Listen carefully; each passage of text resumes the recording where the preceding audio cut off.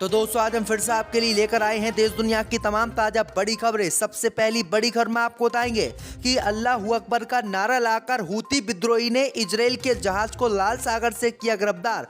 Israel के सामने रखी शर्त तो इजराइल ने जहाज को अपना मानने से किया इनकार। हूती विद्रोही से डर गया इजराइल।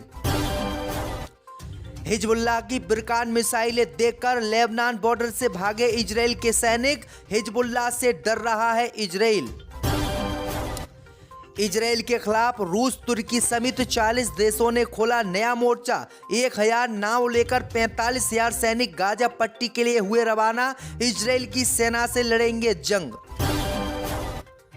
1000 ड्रोन से इजराइल पर हमला करेगा ईरान। ईरान ने ड्रोन से हमला करने का बनाया प्लान। इजराइल का बुरा हाल।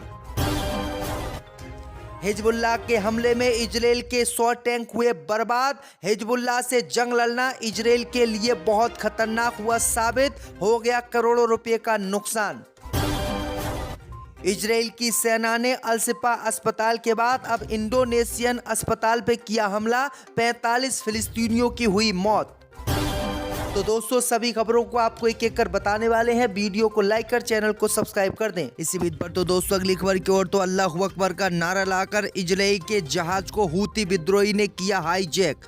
जी दोस्तों आपको बता दें कि इजराइल हमास जंग के बीच हमास का समर्थन करते हुए इजराइल के खिलाफ हूती विद्रोही ने लाल सागर में बड़ी कार्रवाई की है। दरअसल आपको बता दें कि हूती विद्रोही हेलीकॉप्टर से आकर इजराइल के जहाज को लाल सागर में गिरफ्तार कर लिए हैं। वहीं आपको बता दें कि जहाज पर उतरने के दौरान अल्लाहू अकबर के हूती विद्रोही के लोगों ने नारे लगाए और इजराइल के खिलाफ गाली गलौज भी की। वहीं आपको बता दें कि इस जहाज को हूती विद्रोही अपने साथ यमन ले गए हैं। अब देखते हैं कि क्या शर्त हाईजैक विमान को लेकर हूती विद्रोही इजराइल के सामने रखते हैं। वहीं जैसे ही हूती विद्रोही ने इजराइल के इस विमान को हाईजैक किया, उसके बाद इजराइल ने इस जहाज को अपना मानने से इनकार कर दिया और कहा कि ये हमारा जहाज नहीं है और हमारा इससे कोई लेना देना भी नहीं है। लेकिन हूती विद्रोही मानने के लिए तैयार नहीं है। उसने कहा कि ये जहाज उसी का है। इसी बीच पर तो दोस्तों अगली खबर की ओर तो इजराइल के खिलाफ रूस, तुर्की समेत 40 देशों ने खोला नया मोर्चा। 1000 नावों के साथ 5000 लोग जा रहे हैं इजराइल से जंग लड़ने। जी दोस्तों आपको बता दें कि इजराइल हमास युद्ध के बीच करीब 1000 नाव बुधवार को तुर्की से गाजा की ओर रवाना होंगी।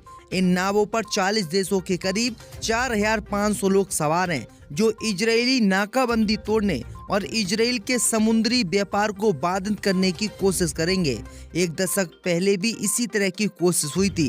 तुर्की समाचार वेबसाइट हैबर 17 को दिए एक इंटरव्यू में इसके आयोजकों में से एक ने कहा कि हम 1000 नौकाओं में 40 देशों के 4500 लोग होंगे, जिनमें इजरायली विरोधी यहूदी भी शामिल हैं। उन्होंने कहा कि 1000 नौकाओं में 313 नावें रूसी कार्यकर्ताओं से भरी होंगी और 104 स्पेनिश कार्यकर्ताओं से भरी होंगी। उन्होंने बताया है कि केवल 12 तुर्की जहाज फ्लोटिया में शामिल होंगे और ये सभी इजराइल के खिलाफ जंग समुद्र में लड़ेंगे। तो ये बड़ी अपडेट आ रही है कि इजराइल की एक बार फिर से मुश्किलें बढ़ गई हैं। इसी बीच पर तो दोस्तों अगली खबर की ओर तो इजराइल पर 233 ड्रोन से हमला करेगा ईरान, किया ऐलान। जहां दोस्तों आपको बता दें ये बड़ी खबर सामने निकल कर आई दोस्तों के इजराइल हमास जंग के बीच अब ईरान ने इजराइल के खिलाफ खुले तौर पर हमास के समर्थन में एंट्री कर दी है, क्योंकि रूस, चीन समेत सभी देशों ने ईरान का इजराइल के खिलाफ साथ देने का ऐलान किया है। और अब खबर सामने निकल कर आई दोस्तों कि ईरान ने इजराइल को पीटने के लिए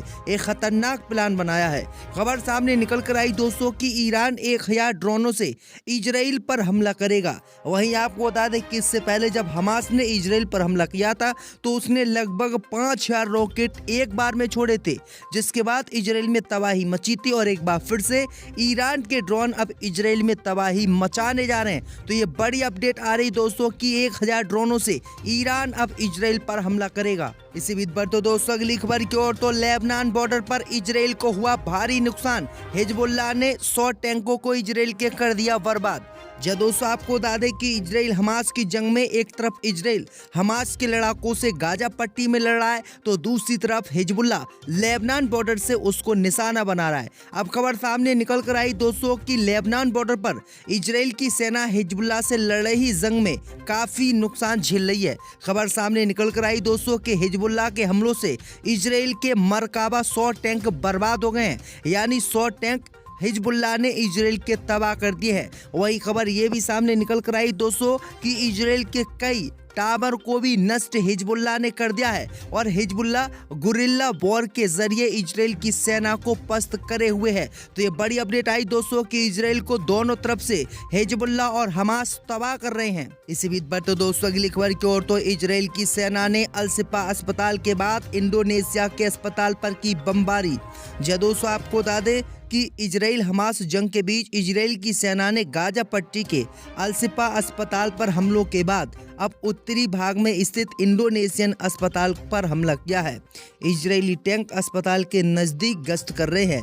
टैंक रुक रुक कर फायरिंग भी कर रहे हैं। इस फायरिंग में 12 फिलिस्तीनियों के मारे जाने की सूचना मिली है। मिस्र की सीमा के नजदीक बसे राफा कस्बे पर इजरायली सेना की बमबारी में 14 लोगों के मारे जाने की सूचना है। बंधकों की रिहाई के बदले सीमित समय के युद्ध विराम के लिए राजी वार्ता के बीच गाजा में लड़ाई जारी है।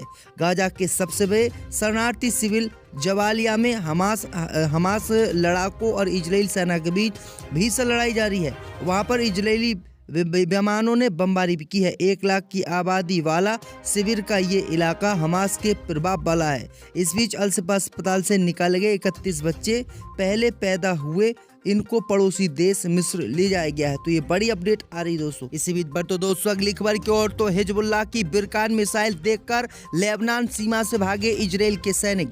दोस्तों आपको बता दें कि इजराइल हमास की जंग में हिजबुल्लाह ने अपना खतरनाक हथियार निकाल लिया है, जिसे देखकर इजराइल के सैनिकों के पसीने छूट गए हैं और इजराइल के सैनिक अब हिजबुल्लाह से जंग लड़ने से इनकार कर रहे हैं। खबर सामने निकल कर आई दोस्तों कि हिजबुल्लाह ने अपना अंतिम खतरनाक हथियार बिरकान मिसाइल निकाल ली है। बिरकान मिसाइल के खौफ को देखकर इजराइल के सैनिक लेबनान बॉर्डर छोड़कर भाग रहे हैं। वहीं आपको बता दें कि हिजबुल्लाह ने बीते दिनों एक बिरकान मिसाइल से इजराइल के टैंक पर हमला किया था, जिसमें इजराइल का टैंक तबाह हो गया था और जो 1-2 इजराइल के सैनिक वहां पर मौजूद थे वो भी जब टैंक पर हमला हुआ था तो भागने लगे थे। और एक बार फिर से बिरकान मिसाइलों का खौफ हिजबुल्लाह ने दिखाया है, जिसे इजरायली देखकर भागने लगे हैं। तो ये बड़ी अपडेट आ रही दोस्तों कि ये जंग और भीषण होने जा रही है। इसी बीच पर तो दोस्तों अगली खबर की ओर तो हमास के साथ संबंधों के आरोप में इजराइल की सेना ने अमेरिका न्यूज चैनल की पत्रकार को किया गिरफ्तार। दोस्तों आपको बता दें कि इजरायली सेना ने आतंक भड़काने और हमास का साथ देने के संबंध के आरोप में अमेरिकी समाचार चैनल NBC न्यूज के लिए काम करने वाली फिलिस्तीनी पत्रकार को गिरफ्तार कर लिया है। गिरफ्तारी के बाद अमेरिकी न्यूज चैनल ने उस पत्रकार के साथ अपने सारे करार खत्म कर लिए हैं। यरूशलेम पोस्ट के मुताबिक पूर्वी यरूशलेम में रहने वाली मिरबत अल अजय को 7 अक्टूबर के इजराइल पर हमास के हमले से संबंधित 4 फेसबुक पोस्ट के लिए जेल में डाल दिया गया है। हालांकि मिरबत ने फेसबुक पोस्ट में क्या लिखा था इसकी जानकारी नहीं है। जैसे ही इस बात की जानकारी इजरायली सेना को पता चली तो इजराइल की सेना ने इनको गिरफ्तार कर लिया और अमेरिका का जो न्यूज चैनल है उसने भी इस फिलिस्तीनी पत्रकार का साथ देने से इनकार कर दिया। तो ये बड़ी अपडेट आई दोस्तों की, क्योंकि अमेरिकी पहले ही यहूदियों के गुलाम है। इसी बीच पर तो दोस्तों अगली खबर की ओर तो रेप केस में सजा काट रहे राम रहीम को 21 दिनों के लिए फिर मिली पैरोल। 3 साल में 8वीं बार आएगा जेल से बाहर। दोस्तों आपको बता दें कि हरियाणा की बीजेपी सरकार जो है राम रहीम यानी जो रेप का आरोपी है इस पर खूब रहम बरसा रही है। खबर सामने निकल कर आई दोस्तों कि हरियाणा की बीजेपी सरकार ने डेरा सच्चा सौदा के प्रमुख गुरमीत राम रहीम की 21 दिन की पैरोल अवधि बढ़ाने को मंजूरी दे दी है। वर्तमान में 2 नाबालिग बच्चियों से बलात्कार के मामले में ये बाबा सजा काट रहा है और इस पर आजीवन कारावास की सजा इसको सुनाई गई है। ये नवीनतम पैरोल मंजूरी 21 महीने की अवधि के भीतर उनकी 6ठी अस्थायी रिहाई है। दरअसल आपको बता दें कि इससे पहले 8 बार ये बाबा जेल से बाहर आ चुका है और इसे हरियाणा की बीजेपी सरकार जमकर पैरोल दे रही है। हारेगी बीजेपी, जीतेगी कांग्रेस। जहां दोस्तों आपको बता दें कि 2024 के लोकसभा चुनाव का आज ताज़ा सर्वे आ गया है। इस सर्वे में केंद्र में कांग्रेस की सरकार बन रही है जबकि भाजपा चुनाव हार रही है। आपको बताएंगे कि इस बार केंद्र में कांग्रेस पार्टी कितनी सीटें लेकर आ रही है, बीजेपी कितनी सीटें लेकर आ रही है और ओवैसी की पार्टी कितनी सीटें लेकर आ रही है। दोस्तों आपको बता दें कि अभी एक ताज़ा सर्वे जारी किया गया है। इस सर्वे में पूछा गया था कि मुस्लिम समुदाय भारत का इस बार किसको वोट करेगा। तो मुस्लिम समुदाय ने पूर्ण रूप से इंडिया जो गठबंधन कांग्रेस पार्टी का है उसको वोट करने का ऐलान किया है, जिसके बाद पूरी तरह से बीजेपी चुनाव केंद्र में हार रही है और असदुद्दीन ओवैसी की पार्टी भी काफ़ी अच्छा प्रदर्शन इस बार करती हुई दिखाई दे रही है। तो आपको बताएंगे कि कौन सी पार्टी कितनी सीटें इस बार